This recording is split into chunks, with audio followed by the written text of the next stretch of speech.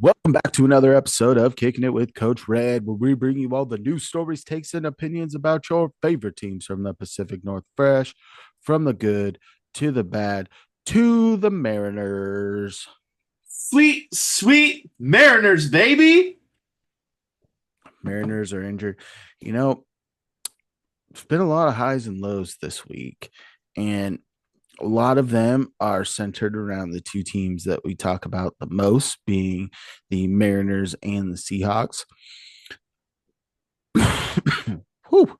With the start of the legal tampering period happening today, roster cuts, pending free agents, trades, all that galore. We're going to dive into the Seahawks today. But before we do that, why don't I tell you a little bit about us? If you're ready for someone that's down to brass tacks tonight, I'm going to bring you the facts. I'm going to hit you right across the face with them. So don't call the police because I don't need anything going on my record. That's me, your boy, Coach Red. You can find me on X at the Real Coach Red, on Instagram at the Real _ Coach Red, TikTok at the Real Coach Red. Also find the show over on YouTube. Search Kicking It with Coach Red. Like, subscribe, hit the bell notifications, leave a comment or two. And if you're looking for a guy that also does not want to get locked up as an accessory to Sure. beat down, the PIC himself, Cain. Yep, that's me. You can find me over on Twitter, K2406, TikTok, K0624. Also follow the show's socials over on Twitter and Instagram at Coach Red Pod. Follow us. Do it. Freaking do it. Start with the thing that I'm going to go through first is current free agents. I highlighted a couple. I don't think any of these guys will be back. I'll run through the names. You might disagree, but we'll see. Farrell Brown, Jonathan Hankins, Kayvon Wallace, Laken Tomlinson, Trey Brown, and Stone Forsyth. None. Nobody. Only one I could see coming back is if he comes back on a lesser deal is potentially Jonathan Hankins Yeah, as depth. I was gonna put that on my list earlier, but then I went the other route, the last person I told you on the list. Yeah, So that was my biggest key too, is just depth because you need them. It you was need him. terrible. All right, let's go to the cuts and easiest two cuts. There's a lot of easy cuts here. One was a little bit more heartbreaking than the other. Here are the cuts.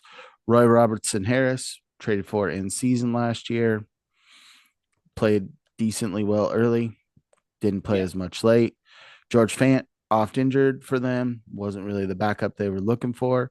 Rayshon Jenkins got banged up, loses his starting spot to Kobe Bryant. Draymond Jones never lived up to the potential of legal tampering day Yeah. money, right? First day, No. you're going to get some money. And the one I think that hurts the most sentimentally, but we all knew was coming, was Tyler Lockett. They did release him a day later than everyone else, so he could have his day. Something ruined that, which we will be talking about shortly. But for the 10 years Tyler Lockett was in Seattle, it was a great time. And I think that it Right. was good for him. If he does continue to play, I think that the Rumor Seahawks should leave the mill. door open. And I've said this probably on the podcast, know for sure at work, that he should be the Seahawks free agent for any incoming player, not free agent, real estate agent You have for said it every on the incoming pod. player. Yes. I agree. And rumor mill. He is there is potential that he goes to Vegas to be back with Pete, but you know, it was time, and I'm also not wanting to pay him $30 million on the year when he's No. regressed hard. So it is hard at the end of the day. But let's go to who ruined his day. Yeah, DK Metcalf requests a trade that 20 day. minutes. 20 minutes after Tyler Lockett got released, that broke. It's unfortunate, but wasn't even the wildest thing. Let's start with the thing that happened first. Geno Smith traded Friday afternoon to the Las Vegas Raiders, reuniting him with Pete Carroll for a third round pick. And positives and negatives to this trade for the Seahawks. The positive is they got out all that money. That was instant cap money, all available. Yep. Third round pick, you knew that you weren't going to get a premium pick, even though he's played average to above average for the last couple of years. But rumors were Seahawks have offered him 40 to 45 million. He turned it down. No, they offered him, I believe, the numbers were either 30 to 35 or 35 to 40. He said, no, I'm looking more towards 45. They said, I can't do it because that's bananas, right? Let's really break it down for you. He's 35 years old. That's my biggest thing. He Giving a doesn't have the guy, wear. He doesn't have the wear and tear on his body. He goes to a situation in Vegas where they did need leadership at the yes, quarterback position. His familiarity with the head coach will play key, and especially with Pete Carroll, he wants to do a quicker rebuild. So getting an established veteran, especially in a quarterback draft class that's weak, in a free agency class that isn't the strongest that it has been in years. There's a lot of question marks as soon as you got past the first couple of guys, and even the first couple of guys had question marks. yes, This is a deal that I think Vegas needed to make. I think that ultimately, if Geno was leveraging for that type of money, that it's a deal that Seattle had to make. Was it fun to hear, especially when you saw that a trade was being made to the Raiders and you did not expect it to be Geno Smith on Friday afternoon? no, and it broke when you called. I mean, I found out when you called me, and I was dumbfounded because you didn't have a backup plan at that point in time, right? Like, You did and you didn't, right? You don't right, you don't trade away your starter when you have the 18th overall pick in a weak draft class and not have a plan going forward. yeah, and so it was just kind of like shell shocking. I don't want to pay him 45 though. That's too much money to invest in a guy that, yes, you said the wear and tear is not there because he hasn't been there to really take the hits and all, but at 35 where he's just fine, He's right? Like fine. there's The no more ceiling. red zone interceptions were up. If you committed the extra money, are you able to go put the pieces around him? I'm not sure. Yeah. Speaking of extra money that they were able to get, which another guy got traded, and that's DK Metcalf going to the Steelers for a second round and other stuff that we don't understand because it's Yeah. not very clear. Turn around and they're going to pay him 30 mil a year. They're going to pay him on do an extension. So the total life of the contract, I think it's a 4-year, 132 mil. So he's got an 18 base this year. And that all gets ratcheted up as this goes along. And it seemed like with DK wanting to be out, there were reports that he would be open. But I think the other thing too is you looked at this team and where they were going to look to put investments, which we're still pending on a lot of that right now. Paying 30 mil to DK Metcalf, obviously it would lower his cap number this year, but is going to be more difficult to deal with as you go down the road. And if you want it out, you want it out. Limited last year, a little bit of injuries, not a lot of time. So you're hoping they invest some of that resources into the offensive line and in the trenches, which we'll get to a little bit here in a minute. But before we move on to anything else, Geno Smith being the bridge and not expecting much out of him after Russell Wilson left, he gave you hope. He kept the Yes. Seahawks in the mix. Yes. DK Metcalf, sometimes an enigma, physical freak, a little bit of a hothead. You were starting to get more and more variances on how fans felt about him, and especially when the production goes down, when you have the penalties that are head scratchers, it makes it tougher to defend. So before we go on to any of that, big props to both of them and what they did with the Seahawks, because at every point in time, even if you dislike Geno overall, he had his moments and he loved it. DK Metcalf being the last pick of the second round out of his draft class and emerging to what he did and helped really keep this team in a window of somewhat of contention. But when you look at the end of the day, Seahawks coming into this offseason needed to cut people to get below the cap. After these moves, they were near the top 5 in cap available. So They were it's number time five for in John coming into Snyder the and morning. company to reallocate resources, bring guys back, which we're going to talk about next, bring outside free agents in, which we're going to talk about after that, and do more than they've already done. Yes. Yes. Let's talk to the players that they brought back. Brought back. This is fun. This one's fun. I love this. We're going to start off with Jarran Reed, 3 year, up to 25 mil. So that's going to be the cap. The guaranteed money, I haven't seen that come out yet. But if you look at some of the numbers that some of these interior defensive linemen are getting, what Jarran Reed has brought to this team since coming back, and especially since he's been playing alongside Big Cat Leonard Williams after him coming back, you've seen him ratchet up. He's playing very good run defense. His Yes. sack numbers are also there, and it's a good guy to partner up with Byron Murphy on the interior. I think this is a team friendly deal. I think this is a player friendly deal because I do think that Jarran Reed wanted to end his career in Seattle. And I wholeheartedly think that he deserved it. Dude was a beast here when he started for us after the draft. And he left, came back. When he came back, I was stoked again. He's just a good anchor to have there, and I'm glad they got a deal done. But the next one, baby, I'm even more excited about. Yep. Ernest Jones is back. Oh, I was going to talk about Josh Jobe signing his restricted I free don't agent tender. even. That's starting left corner, baby. No, he's Josh not. Josh Jobe coming back on minimal money, and I mean the guy's been cast up Sure. for and played pretty well. But all right, we'll get to Ernest Jones. Yeah. Ernest Jones, 3 years, up to 33 million, 15 mil guaranteed. Talk about a freaking steal. Yes. Maxing out at 11 mil per year for the caliber of player who was a leader for the Rams. As soon as he came to the Seahawks, was the team's leading tackler per game in the games he played. We broke it down every week. We talked about his tackle numbers, We what he did. brings defensively, and he said, "I want to play for Mike McDonald my whole career." And the guaranteed money, it realistically feels like a 1 year deal. If we're really looking at it, where the Seahawks can get out if they need to, they should ride this thing out, and they're probably going to end up having to extend him next year because I think that he's going to outplay this contract, and they're going to have to allocate further Of course. resources to it. Of course, right? But I think they talked him into basically that exact scenario, right? Like, He's coming off a hey, knee cleanup. He's moved yeah, around a couple times.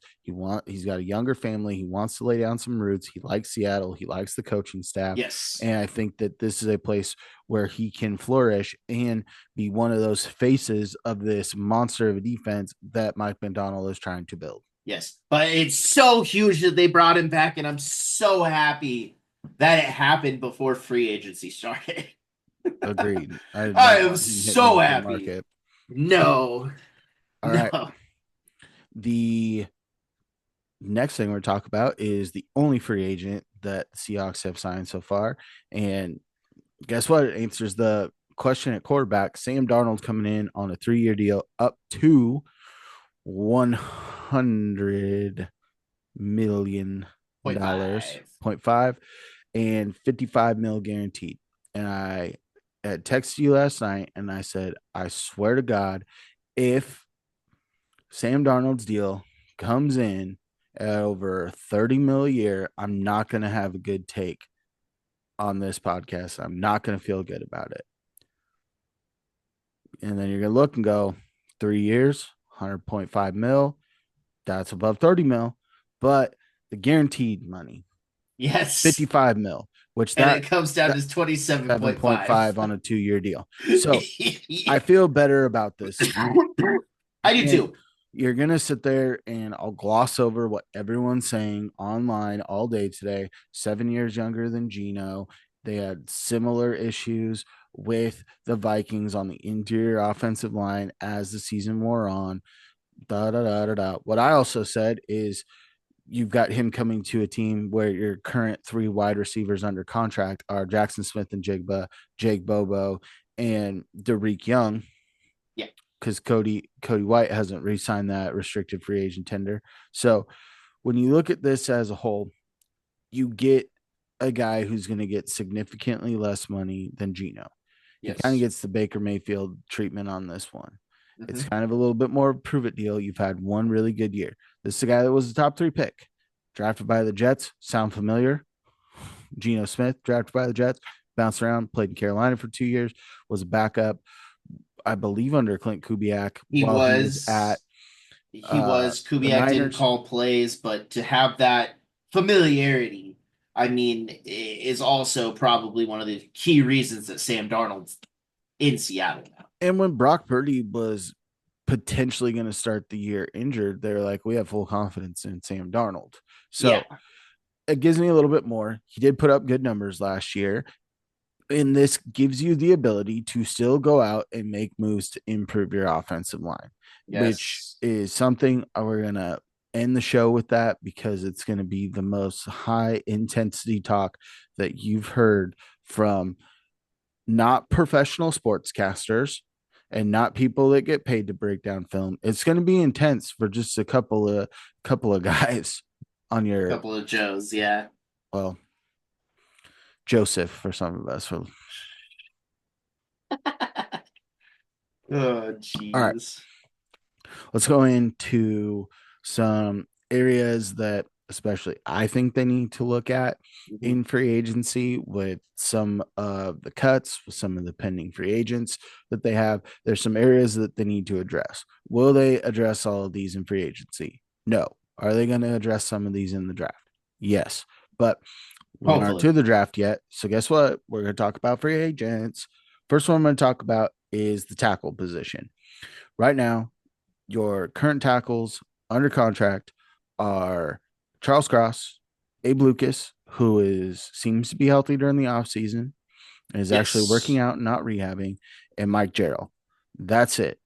Pending free agent Stone Forsythe and George Fant leaves. So I think there is a hole for a player that can give you some versatility potentially, but you need another tackle.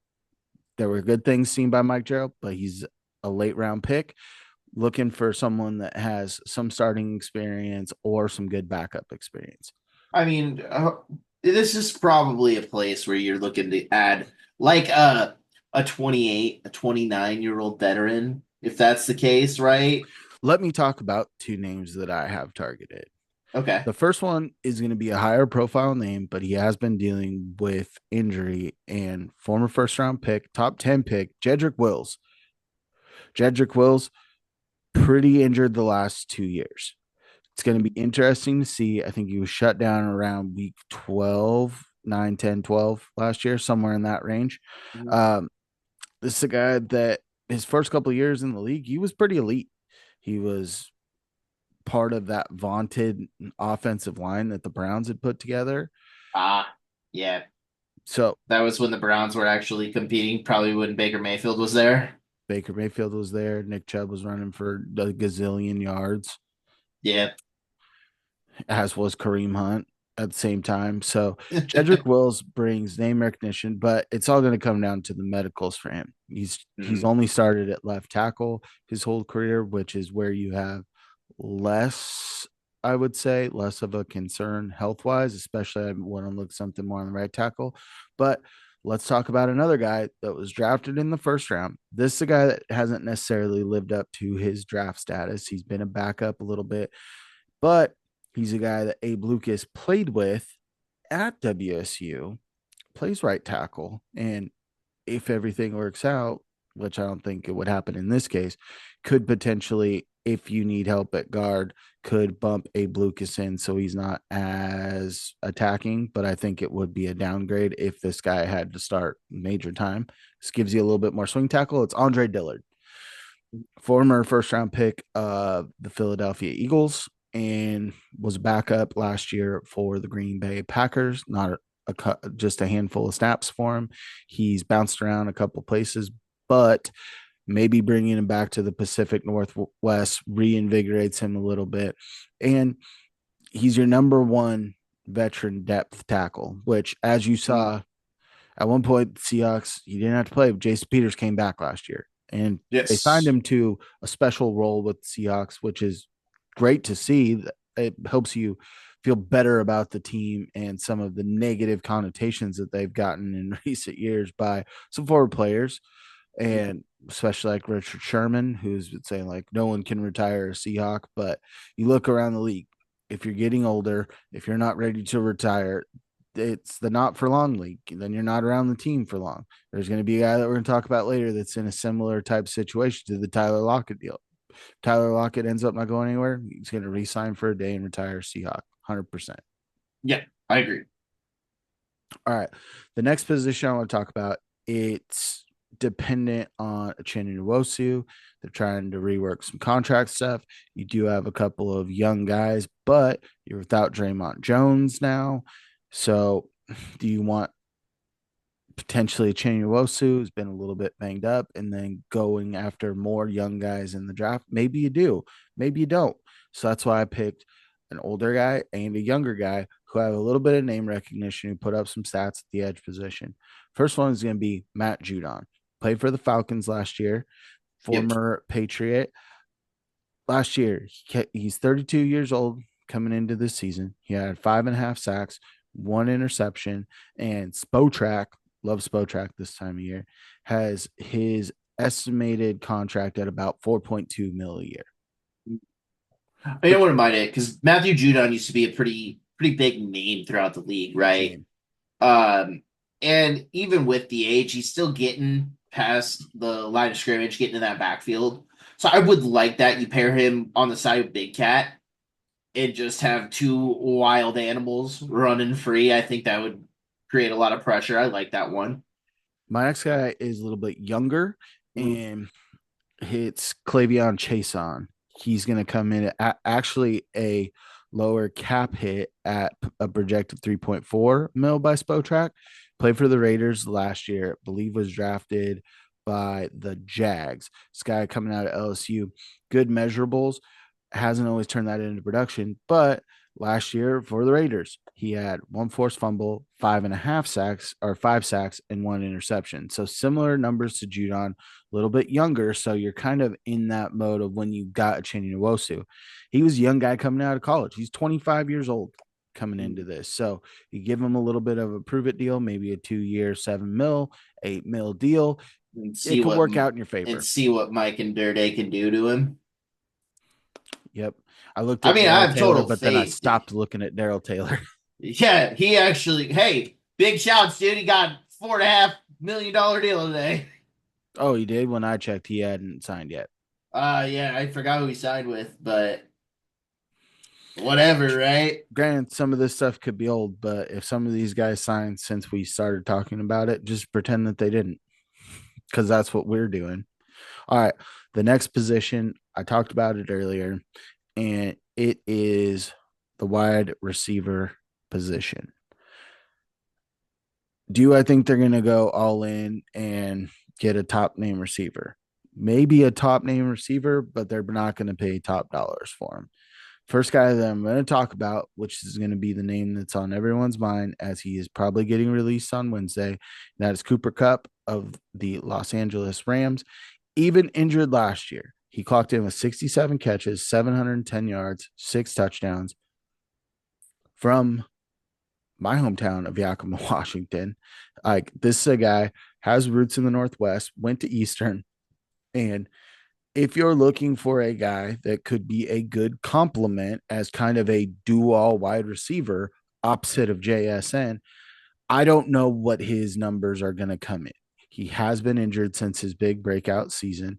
I do think that that's going to lower value.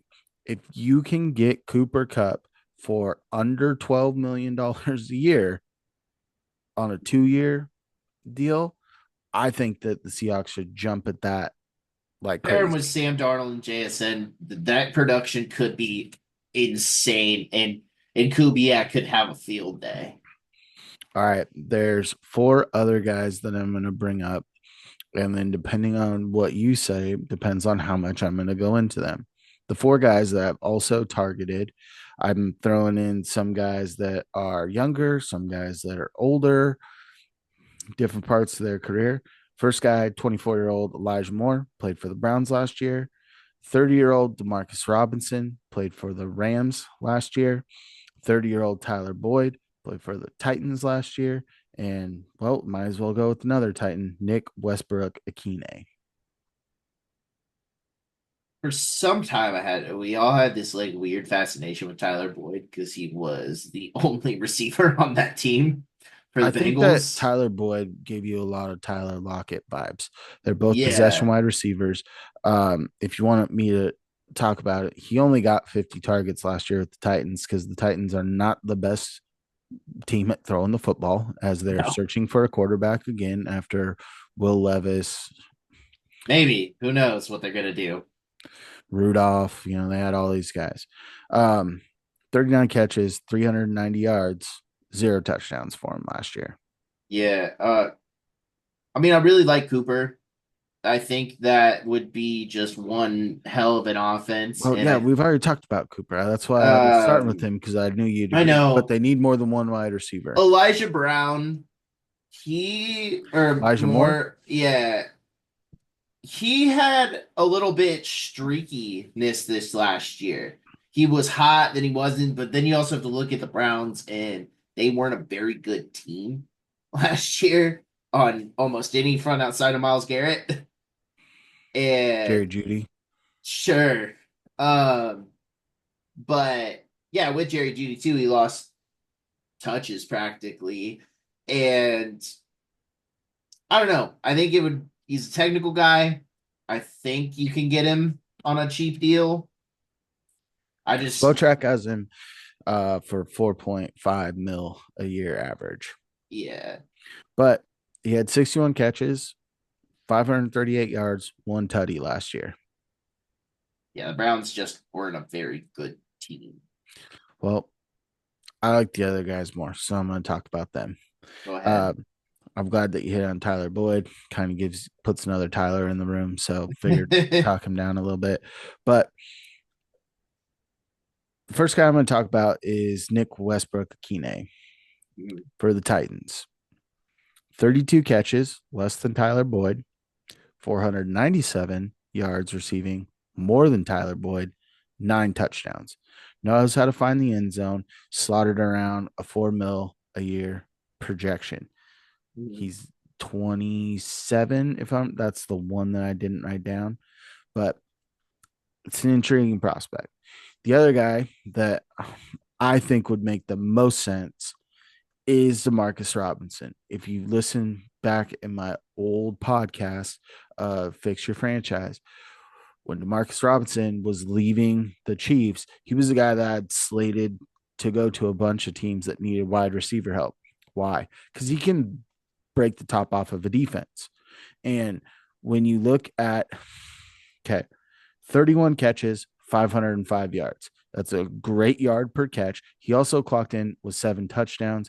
He was fighting for touches, especially when Cooper got back. But this was his best statistical year. He's 30 years old. He gives you a veteran presence in the room, and he can break the top off of this defense. When you look at who's currently on this squad, they don't have that guy to do it from the outside. Can JSN break the top off? Yeah, but it's usually through the middle of the field. I don't know if he's going to line up one-on-one on the outside and just blaze past a guy for a long tutty. You can get that with Demarcus Robinson. I mean, And he showed it he's only against projected 3 mil a year. he Give him a 2 year he 7. he showed that he could do it against the Seahawks. I'm pretty sure he's the one who caught the overtime touchdown. He was the one. He could get over the top. Give me Demarcus Robinson on a Sure, 2 year, 6.5, 7 mil deal I all like day. that. All I like, day. yeah, sure. We all know that you came for the guards. We're not talking about no centers. I think that the way Oluwatimi played down the stretch Mhm. earned him the job. Another year at least. So you've got Anthony Bradford, you got Christian Haynes, and you got the Mountain from Utah, right? As Say your his guard name, players. coach. Say his name. I, I think it's like Satona, Lielmo Satona. Yeah. But Lake Tomlinson, I do not expect him back with this team. So No. the biggest area that we want to look at is guard play. There's already been one guard going off the board who many thought was the top guard in Aaron Banks from the 49ers. He gets a 4-year, $77 million deal from the Packers. Going up to that number, right? Mhm. So I've got 5 names that I'm going to throw out there, and you decide which ones you want to talk about. First one is Will Fries, guard for the Colts, 26 years old. You got Brandon Scherf coming from the Jags, big name. He's got worn a C on his Veteran. chest, 33 years old. Mekhi Becton revitalized his stock as a guard with the Philadelphia Eagles this last Mhm. year. Dalton Risner played in front of Sam Darnold for the Vikings, uh, 29 years old for him. And the last guy I've got on here is Tevin Jenkins, 27 from the Bears. Okay. So am I picking the people we talk about? Well, you could pick the people that you want to talk about. And I Mm, have stuff, not a lot, because it's tough to really break down offensive Guards, guard play. yeah. Well, with Fries, I was just talking about it at work today a lot, right? And my coworker who is more in, he's just about as in on everything as you are, like going on in his head all the time. So I go to him with all my Seahawks stuff, and Will Fries is at the top of his list. 26 years old, right? This is how you really entrench your offensive line, right? You go give them a probably a 3-year deal.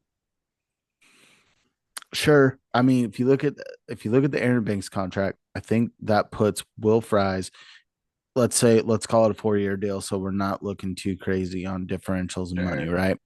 I think he's going to clock in at above 17 mil a year, probably closer to 18 mil a year. The caveat I'll throw out there is might have been one of the best interior offensive lines that they had. Ryan Kelly gets a pretty good sized deal as a center. You have Quinn Nelson that he's also in that same room with. Is he being inflated by very good play that was next to him, right? That's fair. Potentially, but he did grade out as Pro Football Focus's fourth overall rated guard. I usually hate Pro Football Focus, but they give me the easiest ways to rank guards. So I went Sure. with them. Sure. I just I think it'd be a good jump to Spotrac said 14 mil a year. I think it's going to be north of that. So Mhm. I think that you're probably looking at minimum 15 mil a year. Yeah. Yeah. I also think that the guy that was in front of Darnold with the Vikings, give him some Dalton Risser. give him familiarity. Dalton Risser And actually clocks in with the lowest projected cap hit from Spotrac at 3.4 mil, but sure. he was the 42nd rated guard by Pro Football Focus. Don't really like that, but You don't. All right, I'm going to talk about the other guys then because sure. I didn't know if you were going to pick Dalton Risser or not. We were just going to let sleeping dogs lie, but you brought him up. If you're looking for veteran leadership, that's not something that you necessarily have along this offensive line. Mhm. Brandon Scherf plays a boatload of snaps every single year. He did clock in at the 53rd rated guard by Pro Football Focus, but that's because his run grade was a little bit subpar compared to his passing grade, pass protection grade. They project him to get 6.7 mil, which is kind of in line with what you saw them bring in Laken Tomlinson. Brandon Scherf is a bigger name.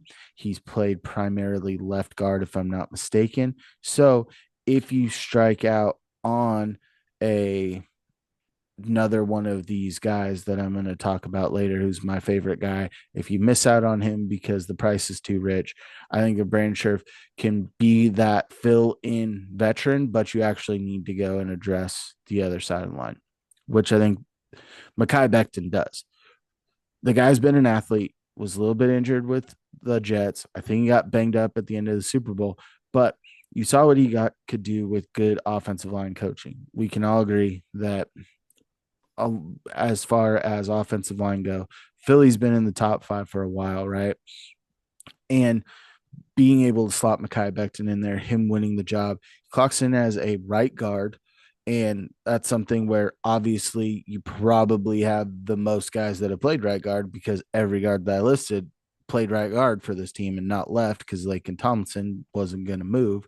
But Yep. Mekhi Becton does give you that higher ceiling, but with the injuries that he has had, it's a little bit more than anyone else on this list. And Spotrac has him clocking in at 10.2. I think with the season he had last year, that's actually going to be elevated. I think he'll probably be around 13 mil a year, maybe 14. Yeah, the injury concerns, that is kind of my biggest flag about him too. Is he played most of the year healthy, but as you were saying, right, when you play against a line that kind of does everything together, it's a lot easier to not get injured. Yep. So And the guy that I'm going to talk about last, it's Tevin Jenkins from the Bears. I pounded the table in Fix Your Franchise for Tevin Jenkins. Tevin Jenkins, coming out of Oklahoma State, was supposed to be a tackle in the league. He's had some injuries at tackle, got moved into guard. I think he clocked 14 games last season, so still missed a little bit of time. But he's your 18th ranked guard in the entire league. And that's out of like 139. The cap hit that they have for him is at 10.3. I think that when you look at Fry's still getting a deal, and I think Mekhi Becton, both of them have bigger name recognition, and I believe will get paid more than Tevin Jenkins. Tevin Jenkins is a left guard, can fill that hole that you have from Laken Tomlinson. Because I believe when I was looking, Fries is a right guard. Theoretically, if you really wanted to allocate resources, get get Demarcus Robinson, pass on a backup tackle for right now, and try to draft someone a little bit earlier than you drafted Mike Jarrell. Go get another edge. Sign these two guards. Sign Will Fries. Sign Tevin Jenkins. Tevin Jenkins, the reason I loved him coming out of college is because he mauled motherfuckers in whoa, college. I whoa. told you I get fired up about Tevin Jenkins. He was a guy that I wanted the Seahawks all over. And this was before Cross and Lucas, I believe, was the draft before that. Tevin Jenkins ended up going in the second round.